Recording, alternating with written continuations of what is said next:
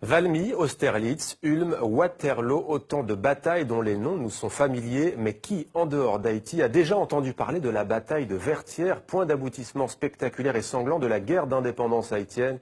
Bonsoir Jean-Pierre Le Glonec, merci d'être avec nous. Vous êtes historien, vous êtes professeur à l'université de Sherbrooke, c'est au Canada. Vous enseignez l'histoire d'Haïti et des Amériques noires notamment. Vous êtes l'auteur de ce livre, L'armée indigène, la défaite de Napoléon en Haïti. Le livre est publié aux éditions Lux. Alors, vous penchez donc sur cet épisode méconnu de l'histoire de France et de l'histoire d'Haïti. Racontez-nous la bataille de Vertières. La tâche est impossible. L'histoire de la bataille a été racontée par le plus grand historien haïtien du XIXe siècle, Thomas Madiou, à la façon romantique, à la façon Michelet. Et Madiou a alors tout dit. Je ne suis pas sûr qu'il s'est appuyé sur des sources, mais il a tout dit. Finalement, le 18 novembre 1803, c'est vraiment l'acte final de la guerre d'indépendance. Et la bataille, la toute dernière bataille, dure environ 11 heures. Elle commence vers 6 heures du matin. Elle se termine à 5 heures par un orage providentiel. On peut imaginer que cet orage est un signe des dieux vaudous peut-être, qui accompagnent et qui chevauchent les héros de l'armée que l'on appelle l'armée indigène. L'armée de libération haïtienne est dirigée par le général Jean-Jacques Dessalines et on l'appelle donc armée indigène ou armée des Incas, ça dépend des expressions. Cette bataille n'est pas marquée, le soir il n'y a pas vraiment de vainqueur ou de vaincu.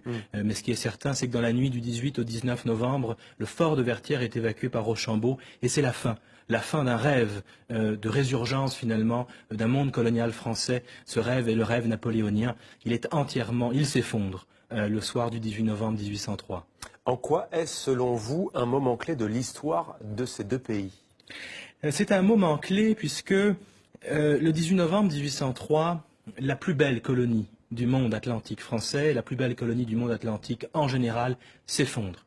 Et il n'y aura plus jamais d'esclavage à Saint-Domingue ou en Haïti. Donc c'est un moment très important pour l'histoire d'Haïti et pour l'histoire de France, mais aussi pour l'histoire du monde moderne, puisque ce qui se passe ce soir-là, c'est toute l'idée esclavagiste, et c'est le dogme de la race, qui est battu en brèche par des citoyens, et aussi des citoyennes, puisque les femmes sont présentes sur la scène le jour de la bataille.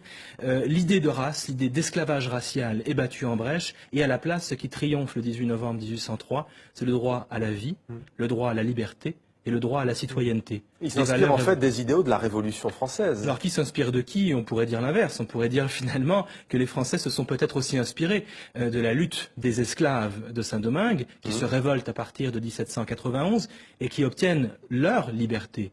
Ils n'attendent pas qu'on leur donne la liberté.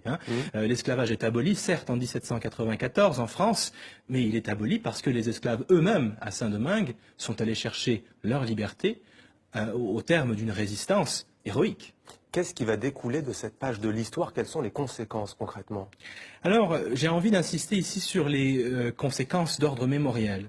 La conséquence principale en France, c'est que la bataille de Vertières n'existe pas. Le mot Vertières est un mot qui n'existe pas dans l'histoire et la mémoire française, et j'encourage tous ceux qui nous regardent à ouvrir leur dictionnaire des noms propres et à chercher le mot Vertières. Vertières n'existe pas. Cette défaite a été occultée, elle a été effacée. Elle est scandaleuse. Elle est scandaleuse parce que finalement la plus puissante armée française, la plus puissante armée du moment est défaite par une troupe d'anciens esclaves qui ne doivent pas être citoyens selon les généraux français, selon Napoléon.